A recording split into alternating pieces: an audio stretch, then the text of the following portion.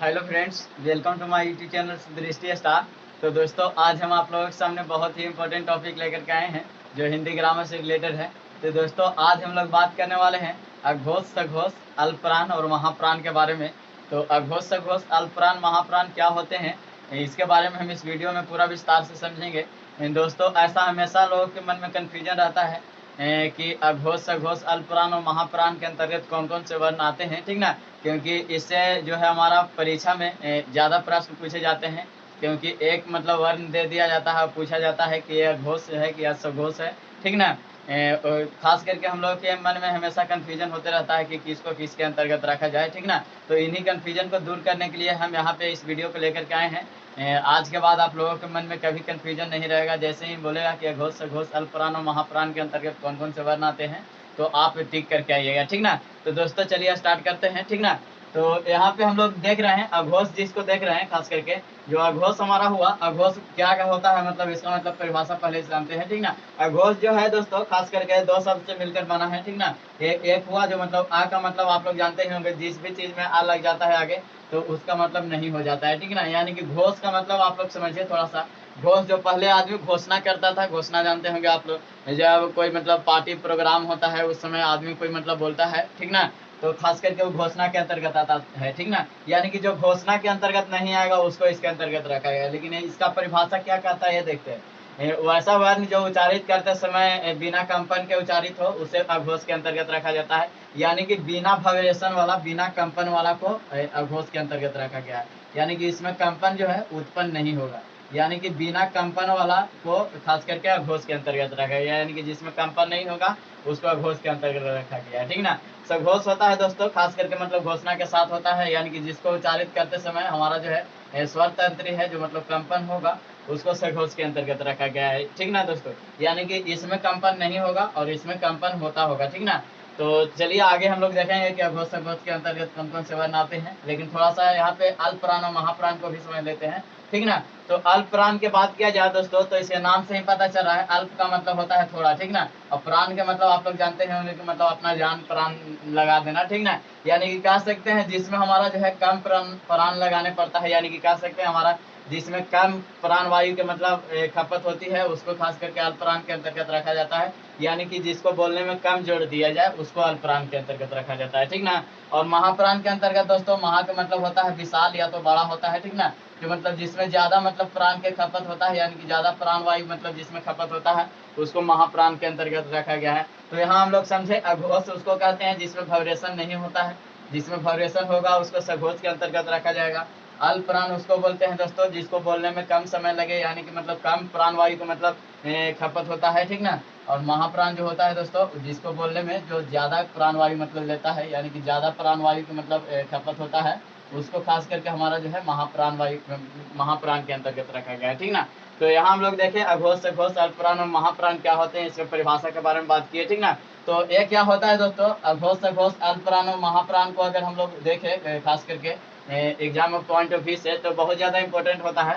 क्योंकि इसमें जो है पूरा वर्णमाला होता है, जो मतलब खास करके पूछ दिया जाता है कि कौन सा वर्णमाला के अघोष के अंतर्गत आएगा या सघोष के अंतर्गत आएगा, ठीक ना। तो हम लोगों को हमेशा कंफ्यूजन होता है। तो यहाँ पे हम लोग जानेंगे मतलब कौन सा वर्णमाला है जो अघोष के अंतर्गत आएगा, कौन से वर्णमाला सघोष के अंतर्गत आने वाला है, कौन अल्पप्राण है, कौन महाप्राण है, इसको भी जानेंगे, ठीक ना।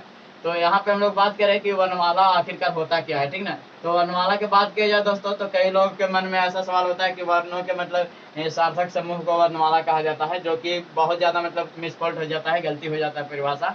क्योंकि सार्थक कहने का अर्थ हुआ दोस्तों खास करके यानी कि अर्थ के साथ होने वाला, ठीक ना। तो हम लोग बाद में अगर पढ़ेंगे तो हम लोग को पता चलेगा, इसके बाद आप लोग को शब्द पढ़ाने वाले हैं, ठीक ना।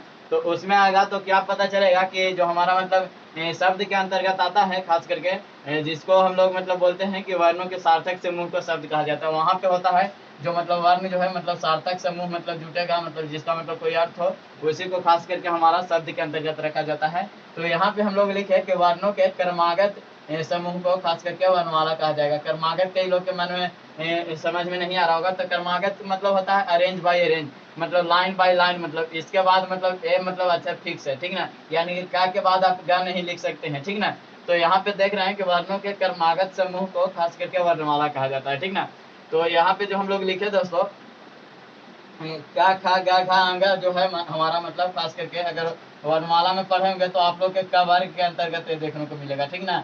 और जो ये चार परिवार का मतलब है उसको हम लोग चवर्ग मतलब बोलते हैं। टा के अंतर्गत जो आया मतलब उसको चवर्ग के नाम से हम लोग जानते हैं। टा के अंतर्गत जो आया उसको हम लोग तवर्ग के नाम से जानते हैं। और जो ये पा के अंतर्गत आया उसको हम लोग पवर्ग के नाम से जानते हैं, ठीक ना। यानी कि हर वर्ग में 5 अक्षर होते हैं, ठीक ना। जैसे देखिए यहाँ पे देख रहे हैं का खा गा घा अंगा जो हमारा है मतलब 5 अक्षर मिलकर के मतलब बना है, ठीक ना। तो एक खास करके का खा गा घा अंगा जो हुआ मतलब हमारा मतलब वर्ण के ही अंतर्गत आया, ठीक ना। यानी कि कह सकते हैं पवर्ग के अंतर्गत आया, ठीक ना।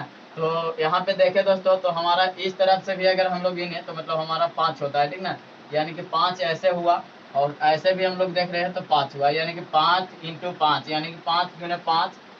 ये जो हम लोग देख रहे हैं 25 जो हुआ खास करके हमारा स्पर्श व्यंजन के मतलब संख्या होता है, ठीक ना। यानी कि स्पर्श व्यंजन के अंतर्गत आता है, ठीक ना। तो ज्यादा हम लोग अघोष सघोष अल्पप्राण और महाप्राण में स्पर्श व्यंजन को ही मतलब देखते हैं, क्योंकि मतलब स्पर्श व्यंजन की संख्या मतलब 25 बहुत ज्यादा होता है, ठीक ना।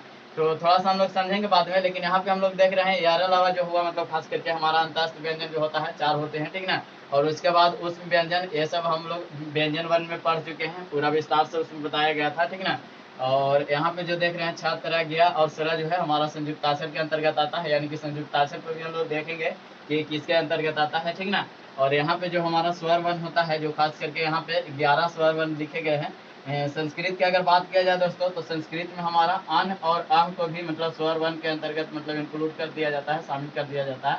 यानी कि स्वर वन के अंतर्गत हम लोग ये भी देखेंगे कि अन अह भी इसके अंतर्गत आएगा, ठीक ना। और यहाँ पे बात करें तो ये जो हमारा गौण व्यंजन देख रहे हैं इसको उत्क्षिप्त व्यंजन के भी नाम से हम लोग जानते हैं, ठीक ना। तो अड़ा और ढा होता है इसके अंतर्गत, तो मतलब इसको भी हम लोग देखेंगे कि कहाँ किसके अंतर्गत आता है, ठीक ना। दोस्तों आप लोग अगर व्यंजन वन की वीडियो देखेगा तो उसमें हम बताए हैं कि मतलब आंगा और अड़ा में क्या अंतर होता है, ठीक ना। वहाँ पे मतलब पूरा तरह से मतलब व्याख्या किया गया है कि आंगा अड़ा में क्या अंतर होता है। ये जो हम लोग 3 गो स देख रहे हैं कि मतलब किस तरह से अंतर होता है उस वीडियो में बताया गया है, तो आप लोग जा करके उसको देख भी सकते हैं, ठीक ना। तो यहाँ पे हम लोग बात करने वाले हैं अघोष सघोष अल्पप्राण और महाप्राण के बारे में, ठीक ना। तो थोड़ा सा हम लोग बात करते हैं दोस्तों कि अघोष सघोष अल्पप्राण और महाप्राण क्या होता है, ठीक ना। तो इसको हम लोग एक ट्रिक के माध्यम से अच्छा से मतलब समझेंगे कि अघोष सघोष अल्पप्राण और जो महाप्राण होता है कैसे किस वर्णों को मतलब अपने साथ लेता है, ठीक ना। इसमें देखेंगे हम लोग, ठीक ना। यानी कि अघोष सघोष अल्पप्राण महाप्राण के बारे में हम लोग मतलब अब जानेंगे कि मतलब किस तरह से किसको किसके अंतर्गत रखा गया है, ठीक ना। तो दोस्तों अगर इसमें बात किया जाए कि अघोष जो होता है खास करके आगे हम लोग बात करते हैं स्पर्श व्यंजन में। जो स्पर्श व्यंजन में देखते हैं मतलब हमारा अघोष सघोष के अंतर्गत पहला और दूसरा वर्ण आता है, यानी कि कह सकते हैं प्रथमाक्षर और द्वितीयाक्षर जो है हमारा खास करके अघोष के अंतर्गत आता है। और सघोष के अंतर्गत जो आता है दोस्तों वो आता है तृतीयाक्षर चतुर्थाक्षर और पंचमाक्षर आता है, ठीक ना। यानी कि यहाँ से अगर देखा जाए स्पर्श व्यंजन में तो हमारा जो प्रथमाक्षर हुआ से पहला हुआ दूसरा हुआ जो मतलब खास करके प्रथमाक्षर और द्वितीयाक्षर के अंतर्गत आता है, ठीक ना। यानी कि यहाँ से यहाँ तक हम लोग जो देख रहे हैं खास करके जो हमारा प्रथमाक्षर और द्वितीयाक्षर के अंतर्गत आया जो हमारा मतलब अघोष के नाम से जाना जाता है, ठीक ना। यानी कि इसको बोलने में हमारा जो है मतलब स्वर तंत्री में कंपन नहीं होगा, ठीक ना। तो यहाँ पे जो देख रहे हैं खास करके पहला और दूसरा जो वर्ण होता है स्पर्श व्यंजन के अघोष के अंतर्गत रखा गया, ठीक ना। और इसके बाद जो तीसरा चौथा पांचवा और जो होता है मतलब खास करके तृतीयाक्षर चतुर्थाक्षर और पंचमाक्षर जो होता है खास करके हमारा सघोष के अंतर्गत रखा गया है। यानी कि कह सकते हैं ये हमारा मतलब तीसरा चौथा पांचवा जो हुआ मतलब सघोष के अंतर्गत आएगा। यानी कि यहाँ पे जो देख रहे हैं तीसरा चौथा पांचवा वो सघोष के अंतर्गत आने वाला है, ठीक ना। यानी कि यहाँ पे जो देख रहे हैं हमारा जो मतलब हर वर्ण का मतलब तीसरा चौथा पांचवा यानी कि पूरा जो है मतलब खास करके हमारा सघोष के अंतर्गत आएगा यहाँ से यहाँ तक, और यहाँ से यहाँ तक जितना भी हुआ मतलब हमारा अघोष के अंतर्गत आया, ठीक ना। यानी कि दोस्तों इसमें हम लोग देखें कि मतलब पहला दूसरा जो है अघोष के अंतर्गत, तीसरा चौथा पांचवा जो हुआ सघोष के अंतर्गत आया, ठीक ना। अब थोड़ा सा अल्पप्राण और महाप्राण के बारे में थोड़ा सा बात कर लेते हैं कौन सा मतलब अक्षर जो है मतलब किसके अंतर्गत आएगा। तो दोस्तों जो यहाँ होता है खास करके हमारा जो अगर बात करें तो पहला तीसरा और पांचवा जो होता है यानी कि कह सकते हैं पहला तीसरा पांचवा जो है मतलब अक्षर जो अल्प प्राण के अंतर्गत आएगा, यानी कि जिसको बोलने में कम प्राण वायु की मतलब आवश्यकता होती है, ठीक ना। ऐसे भी आप लोग जानते होंगे, इंग्लिश पढ़ते होंगे तो के से का जानते होंगे, और के एच से खा, जी से गा, जी एच से घा, और एन जी से अंगा जानते होंगे, ठीक ना। जो कि इसको हम लोग बाद में मतलब पढ़े थे व्यंजन वर्ग में, तो मतलब अनुनासिका के भी नाम से जाने थे, ठीक ना। उसका ज्यादातर चित्रण नहीं होता है, ठीक ना।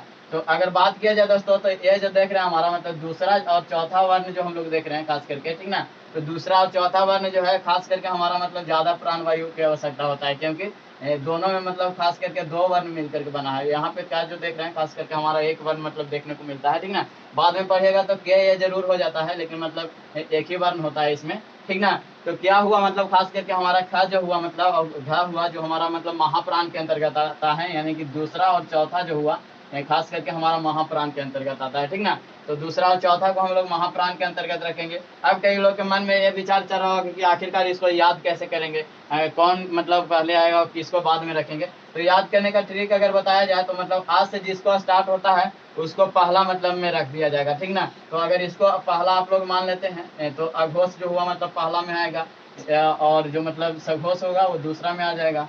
अगर यहाँ अगर पहला दूसरा मानिएगा तो पहला में जो हो जाएगा अल्प प्राण आ जाएगा, और दूसरा में जो आ जाएगा उसको महाप्राण के अंतर्गत रख दिया गया, ठीक ना। यानी कि कह सकते हैं पहला में जो आएगा आ से स्टार्टिंग वाला, यानी कि स्वर वर्ण से जो स्टार्टिंग है, आ से स्टार्टिंग है, उसको रखा जाता है, ठीक ना। यानी कि आगे अघोष लिखेंगे, उसके बाद सघोष लिखेंगे, अल्प प्राण आगे लिखेंगे, उसके बाद महाप्राण लिखेंगे, ठीक ना। तो यहाँ पे हम लोग बात करते हैं जो पहला दूसरा जो मतलब काउंटिंग लेंगे तब पहला अक्षर और दूसरा अक्षर को अघोष के अंतर्गत रख देंगे, और इसके अलावा जितना भी बच जाएगा अक्षर हमारा स्पर्श व्यंजन में सबको सघोष के अंतर्गत रख देंगे, ठीक ना। और यहाँ पे जो देख रहे हैं खाली दोस्तों खास करके अल्प प्राण के अंतर्गत, अल्प प्राण में जो देख रहे हैं पहला तीसरा और जो पांचवा है खास करके हमारा ओड नंबर है, ठीक ना। ओड नंबर कहने का मतलब है विषम संख्या। विषम संख्या, विषम संख्या आप लोग जानते ही होंगे, जो मतलब दो से भाग नहीं लग पाता है उसको विषम संख्या के अंतर्गत रखा जाता है, ठीक है। तो ये जो है हमारा विषम संख्या है जो हमारा अल्प प्राण के अंतर्गत आता है, और जो हमारा सम संख्या है जो 1 से 5 तक मतलब है जो मतलब खास करके महाप्राण के अंतर्गत आता है। यानी कि इसमें हम लोग सम संख्या देखेंगे जो 2 और 4 के अंतर्गत देख रहे हैं, ठीक ना। तो इस तरह से था जो हमारा स्पर्श व्यंजन पूरा तरह से हम लोग क्लियर हुआ कि मतलब स्पर्श व्यंजन है जो मतलब किसको किसके अंतर्गत रखा गया है। अब थोड़ा सा हम लोग बात करते हैं कि ये जो हमारा अंतस्थ व्यंजन दिख रहा है मतलब किसको किसके अंतर्गत रखा गया, ठीक ना। तो पूरा अगर अंतस्थ व्यंजन की बात किया जाए दोस्तों, यहाँ से थोड़ा सा एक अलग ट्रिक हम लोग अपनाएंगे। जो या रा ला वह होता है खास करके जो हमारा जो देख रहा है अंतस्थ व्यंजन के अंतर्गत आता है, यह तो मतलब खास करके हमारा अल्प प्राण के अंतर्गत आता है, लेकिन मतलब खास करके क्रॉस मल्टीप्लिकेशन वाला काम करता है, यानी कि अल्प प्राण है लेकिन सघोष है हमारा, ठीक ना। और यहाँ पे अगर बात किया जाए तो 3 गो स जो होता है, 3 गो स तलवी सा, मूर्धनी सा, और इसके बाद दंती सा जो होता है खास करके हमारा महाप्राण के अंतर्गत आता है, ठीक ना। लेकिन यहाँ पे जाकर के ये जो होता है अघोष के अंतर्गत आ जाता है, यानी कि कह सकते हैं 3 गो सा जो है मतलब अघोष के अंतर्गत आएगा, लेकिन यार अलावा जो है खास करके सघोष के अंतर्गत और अल्प प्राण के अंतर्गत। यानी कि यहाँ पे जो देख रहे हैं क्रॉस मल्टीप्लिकेशन का काम कर रहा है, यानी कि तिरछा तिरछा मतलब हम लोग की बात कर रहा है, ठीक है। अब दोस्तों बात है कि मतलब इसमें तो स्पर्श व्यंजन में ह भी हमारा शामिल होता है, तो ह किसको अंतर्गत रखा गया है। तो दोस्तों ऐसे भी बात करेंगे तो ह को हकार वर्ण भी हम लोग बोलते हैं, ठीक ना। क्योंकि उसको बोलने में जो है मतलब हमारा मतलब ज्यादा मतलब एक प्राण वायु की मतलब खपत होता है, ठीक ना। वाइब्रेशन भी है बोल के देखिएगा ना तो लगता है कि दिल से वाइब्रेशन हो रहा है, ठीक ना। तो जितना भी वाइब्रेशन होने वाला है जो मतलब हमारा सघोष के अंतर्गत रखा गया है, ठीक ना। तो सघोष हो गया इसके अंतर्गत। और जो यहाँ पे जो देख रहे हैं हमारा दोस्तों मतलब 3 गो सा जो देख रहे हैं और महाप्राण के अंतर्गत आएगा, क्योंकि इसको बोलने में जो है हमारा मतलब ज्यादा प्राण वायु की आवश्यकता होती है, ठीक ना। यानी कि कह सकते हैं सघोष के अंतर्गत आएगा लेकिन ये महाप्राण होगा, ठीक ना। तो यहाँ पे हम लोग देखें कि मतलब अंतस्थ व्यंजन और मतलब जाकर के हमारा जो है उस व्यंजन के हम लोग देखे मतलब बंटवारा कर दिए। अब थोड़ा सा हम लोग संयुक्ताक्षर को लेते हैं, ठीक ना। तो ऐसे भी आप लोग जानते होंगे संयुक्ताक्षर जो होता है दोस्तों मतलब 2 अक्षर का मतलब संयुक्त होकर के बनता है, 2 अक्षर मिलकर के बनता है, ठीक ना।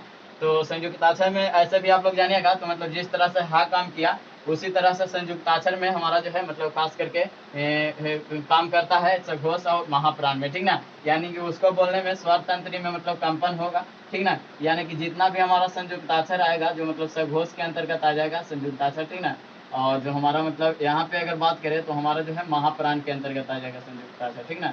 तो संयुक्ताक्षर जितना भी हुआ दोस्तों खास करके हमारा जो हमारा मतलब यहाँ आ जाएगा महाप्राण और सघोष के अंतर्गत, क्योंकि मतलब संयुक्ताक्षर को बोलने में हमारा मतलब घर्षण उत्पन्न होता है, और ज़्यादा प्राणवायु की आवश्यकता पड़ती है, ठीक ना। अब थोड़ा सा हम लोग बात करते हैं कि आखिरकार ये जो स्वर वन देख रहे हैं हम लोग के, स्वर वन कहाँ रखा जाएगा, ठीक ना। तो स्वर वन की अगर बात किया जाए दोस्तों, तो हम लोग क्या परिभाषा जानते थे कि स्वर उन वर्णों को कहते हैं जिनके उच्चारण में हमारा जो है स्वतंत्र रूप से उच्चारित होता है, ठीक ना। यानी कि स्वतंत्र रूप से उच्चारित होने का मतलब है बिना किसी दूसरे वर्ण के सहायता से होता था उच्चारित, ठीक ना। यानी कि कह सकते हैं जिनके उच्चारण में बिना किसी दूसरे वर्ण की सहायता से होता है, तो खास करके स्वर वर्ण के अंतर्गत आता है। यानी कि कह सकते हैं स्वतंत्र रूप से होता है, ठीक ना। तो स्वतंत्र रूप से होने का मतलब हुआ, इसको बोलने में जो है हमारा मतलब अल्प प्राण लगेगा, मतलब कम प्राणवायु की मतलब आवश्यकता पड़ेगा। ऐसे भी उस वीडियो में हम लोग देखे थे कि छोटा बच्चा होता है जो मतलब स्टार्ट करता है तो आ से बोलना स्टार्ट करता है, ठीक ना। तो हमारा अल्प प्राण के अंतर्गत आएगा, ठीक ना। तो जितना भी हम लोग स्वर वर्ण देख रहे हैं, जो हमारा आ ये जो मतलब देख रहे हैं पूरा मतलब होता है जो हमारा खास करके स्वर वर्ण जो है अल्प प्राण के अंतर्गत आएगा, लेकिन इसको हम लोग सघोष के अंतर्गत रखते हैं, क्योंकि मतलब बोलता था आ बोल के देखिए, तो हमारा लगता है जो मतलब लैरिक्स है, जो हमारा स्वर तंत्र है, ठीक ना, उसमें जो होता है खास करके घर्षण होता है। तो हमारा स्वर वर्ण जो है खास करके सघोष के अंतर्गत आ जाएगा। यानी कि हमारा सघोष के अंतर्गत स्वर वर्ण आया और लेकिन अल्प प्राण है, ठीक ना। तो दोस्तों यहाँ से हम लोग आशा करते हैं मतलब कि आप लोगों को मतलब सब समझ में आया होगा। तो यहाँ पे हम थोड़ा गौण व्यंजन की बात करते हैं। तो गौण व्यंजन जो होता है दोस्तों, ऐसे भी आप लोगों को मतलब व्यंजन वर्ण में बता दिया गया था कि गौण व्यंजन जो होता है खास करके ये जो अड़ा जो होता है ढ से बनने वाला होता है, और ये ढ जो देख रहे हैं खास करके वो हमारा जो है खास करके ध से बनता है। तो जहाँ पे जहाँ जहाँ द आएगा और जहाँ जहाँ ढ आएगा उसको मतलब गौण व्यंजन को भी, यानी कि ड के स्थान पर ही मतलब ये जो हमारा अड़ा जो देख रहे हैं अड़ा आता है और अढ़ा भी आता है, ठीक ना। तो दोस्तों हम लोग आशा करते हैं कि मतलब सारा कंफ्यूजन दूर हुआ होगा आप लोग के। तो चलिए मिलते हैं अगले वीडियो में, तब तक के लिए धन्यवाद। जय हिंद, जय भारत।